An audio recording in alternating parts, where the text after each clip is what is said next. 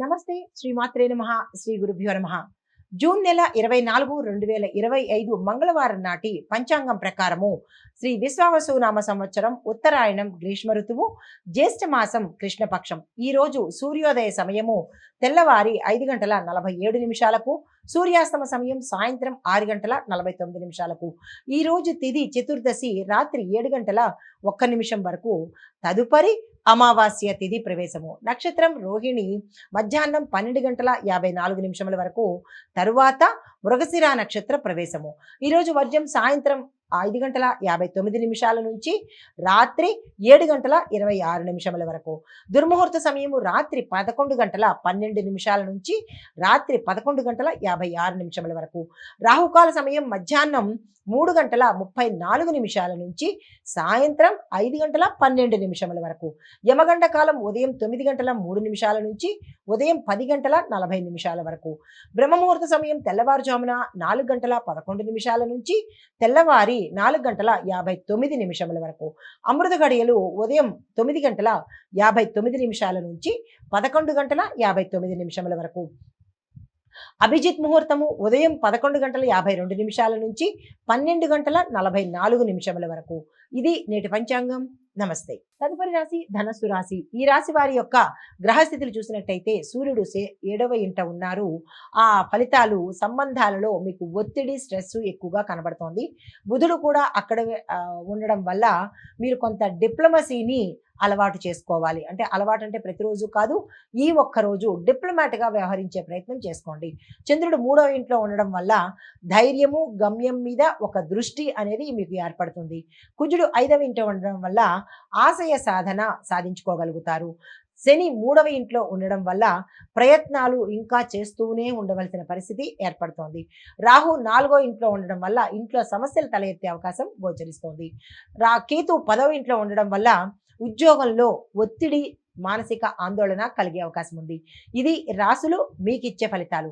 మీ గోచారరీత్యా ఫలితాలు సాహసానికి ఈరోజు అనుకూలమైన దినము. ఏదైనా చర్చలు చేయాలన్నా, నిర్ణయాలు తీసుకోవాలన్నా, సాహసోపేతమైన పనులకు దేనికైనా ఈరోజు కలిసి వస్తుంది. మీ యొక్క పెద్ద యజమానితో అంటే మీ వ్యాపారంలో కానీ లేదంటే మీరు పనిచేసే సంస్థల్లో మీ పై అధికారులతో మంచిని, సహనము పాటించే ప్రయత్నం ఈరోజు చేసుకోండి. ఇంటి సంబంధ విషయాల్లో నిదానంగా నిర్ణయాలు తీసుకోండి, కానీ తొందరపడి ఏ నిర్ణయాలు తీసుకోకండి. విద్యార్థులకు ఒత్తిడి ఉన్నప్పటికీ కొంత మంచి ఫలితాలు పొందే అవకాశం కనబడుతోంది. మీకు చెప్పదగిన పరిహారము ఓం బృహస్పతియే నమః అనే ఈ మంత్రాన్ని సాధ్యమైనన్ని సార్లు చదువుకునే ప్రయత్నం చేయండి. దీంతో పాటు గురువుల సేవ చేసుకోండి. అన్నదానము ఒకరికైనా ఇద్దరికైనా చేసుకున్నట్టయితే సానుకూలమైన ఫలితాలు పొందుతారు. తదుపరి రాశి మకర రాశి. ఈ రాశి వారి యొక్క గ్రహస్థితులు సూర్యుడు 6వ ఇంట్లో ఉండడం వల్ల శత్రువుల్ని నాశనం చేస్తారు. బుధుడు కూడా అక్కడే ఉండడం వల్ల వ్యూహాత్మకమైన కార్యసిద్ధి అంటే ప్లాన్ వేసుకుని మీ యొక్క కార్యక్రమాలను సిద్ధించుకుంటారు. చంద్రుడు 7వ ఇంట్లో ఉండడం వల్ల మాటల మీద విజయాన్ని సాధిస్తారు. అంటే మాటలతో ఏ పనైనా చాకచక్యంగా చేసుకుంటారు. కుజుడు 4వ ఇంట్లో ఉండడం వల్ల ఇంటి సమస్యలు తీరిపోయే అవకాశం కనబడుతోంది. శని లగ్నంలో ఉండడం వల్ల కొద్దిగా శ్రమ అధికంగా ఉండబోతోంది. రాహు 3వ ఇంట్లో ఉండడం వల్ల మీరు ధైర్యవంతమైన నిర్ణయాలు తీసుకుంటారు. స్ట్రాంగ్ డెసిషన్స్, స్ట్రాంగ్గా అంటే వెనకంజి వేయకుండా నిర్ణయాలు తీసుకుంటారు. కేతు 9వ ఇంట్లో ఉండడం వల్ల గురువులతో విభేదాలు వచ్చే అవకాశం కనబడుతోంది. ఇవి మీకు గ్రహాలు ఇచ్చే ఫలితాలు.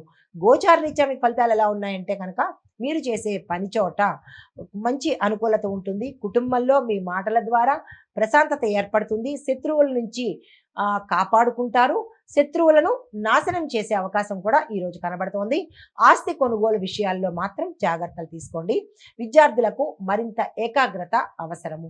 మీకు చెప్పదగిన పరిహారము ఓం శం శనేశ్వరాయ నమః అనే ఈ మంత్రాన్ని సాధ్యమైన సార్లు చదువుకునే ప్రయత్నం చేయండి. నల్ల నువ్వులు దానంగా ఇచ్చుకొని నెయ్యి దీపాన్ని వెలిగించే ప్రయత్నం చేసుకోండి.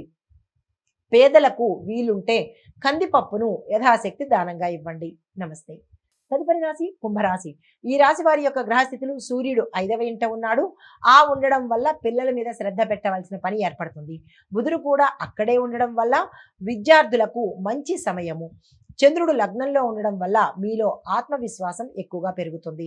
కుజుడు 3వ ఇంట ఉండడం వల్ల సాహసవంతమైన చర్యలు చేపడతారు.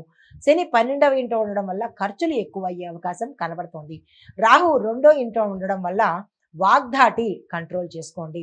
కేతు 8వ ఇంట్లో ఉండడం వల్ల మానసిక ఉద్వేగాలు వచ్చే అవకాశం కనబడుతోంది. ఇవి మీకు గ్రహాలు ఇచ్చే ఫలితాలు. మరి గోచార రీత్యా ఫలితాలు ఈరోజు ఆర్థికంగా వృద్ధి సాధ్యమయ్యే అవకాశం కనబడుతోంది. అయినప్పటికీ ఖర్చులు కూడా దానికి మించి వచ్చే అవకాశం కనబడుతోంది. జాగ్రత్తలు తీసుకోండి. విద్యార్థులకు బుద్ధి సమన్వయంతోనూ చాకచక్యంగాను గెలుపు సాధించుకుంటారు. మానసిక ఒత్తిడి తగ్గించుకోవడానికి ప్రయత్నం చేయండి. ప్రాణాయామం కొంత సహాయపడవచ్చు. మీకు చెప్పదగిన పరిహారాలు ఓం నమ శివాయ అనే మంత్రాన్ని యథాశక్తి చదువుకునే ప్రయత్నం చేసుకోండి. శివుడికి పూజ చేయడంతో పాటు నీళ్లు పాలతో అభిషేకం చేసుకున్నట్టయితే సానుకూలమైన ఫలితాలు పొందుతారు. నమస్తే. తదుపరి రాశి మీనరాశి. ఈ రాశి వారి యొక్క గ్రహస్థితులు సూర్యుడు 4వ ఇంట సంచారం చేయడం వల్ల ఇంట్లో కొన్ని ఒత్తిడులు కనిపిస్తున్నాయి. బుధుడు కూడా అక్కడే ఉండడం వల్ల తల్లితో మాటలలో తేడాలు వచ్చే అవకాశం కనబడుతోంది. విభేదాలు తొంగి చూస్తున్నాయి. చంద్రుడు 12వ ఇంట ఉండడం వల్ల ఖర్చులు ప్రయాణాలు జరిగే యోగము కనబడుతోంది. కుజుడు 2వ ఇంట్లో ఉండడం వల్ల మీ మాటల తీరుతో రగడ ఏర్పడము తగాదాలు ఏర్పడే అవకాశం కనబడుతోంది. శని 11వ ఇంట ఉండడం వల్ల లాభాలు మీకు ఆలస్యంగా వచ్చే అవకాశం కనబడుతోంది. రాహు లగ్న స్థానంలో ఉండడం వల్ల మీ ఆత్మవిశ్వాసం లోపించే అవకాశం కనబడుతోంది. కేతు 7వ ఇంట్లో ఉండడం వల్ల భాగస్వామితో సమస్యలు వస్తాయి. అది కుటుంబ భాగస్వామి కావచ్చు లేదా వ్యాపార భాగస్వామి కావచ్చు. ఇవి మీకు గ్రహాలు ఇచ్చే ఫలితాలు. మరి గోచారం ఇచ్చే ఫలితాలు ఈరోజు ప్రయాణాల యోగం ఉంది. సంబంధాల విషయంలో సున్నితంగా వ్యవహరించండి. కుటుంబము భాగస్వామ్యాలు చాలా జాగ్రత్తగా డీల్ చేసుకోండి. వాగ్దాటి ద్వారా మీరు సమస్యలు ఎదుర్కొనే అవకాశం కనబడుతోంది. సమన్వయం పాటించుకోండి. ఆధ్యాత్మికం వైపు కొంత ఆకర్షణ పెరిగే అవకాశం ఉంది. చాలా సంతోషించదగ్గ విషయము. అయితే మీకు పరిహారంగా ఓం కేం కేతవే నమః అనే ఈ మంత్రాన్ని సాధ్యమైనన్ని సార్లు చదువుకునే ప్రయత్నం చేసుకోండి. తులసి మొక్క ముందు దీపం వెలిగించండి. దీంతో పాటు గురువారం రోజు మీ చేత్తో గోమాత సేవ ఆహారము పెట్టే ప్రయత్నం చేసుకోండి. నమస్తే. ఇవి మేషాది ద్వాదశ రాశుల వారికి ఈరోజు చెప్పదగిన గ్రహ ఫలితాలు, దిన ఫలితాలు. నమస్తే.